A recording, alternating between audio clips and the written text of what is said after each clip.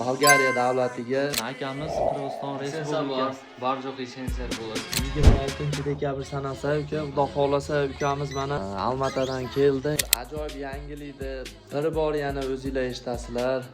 Qirg'iziston Respublikasidan uka, Rossiyadan deport bormi yo'qmi? Bor aka. Deport bor-a?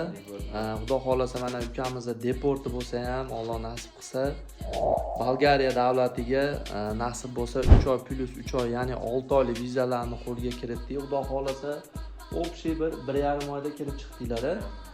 Azizlar, agarda sizlar Tojikistondan, Qirg'izistondan, Qozog'istondan, Qoraqalpog'istondan, qaysi respublikadan bo'lishinglardan qat'iy nazar bemalol vizaga harakatni amalga oshirsanglar bo'ladi.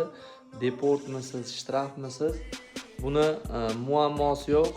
Muammoni yechimi bizda. Marhamat, mana ekrandagi nomerlarimizga bemalol telefon qilib bog'lanishinglar mumkin. Sizlar bilan Sherzodbek, sog' omon bo'lasizlar.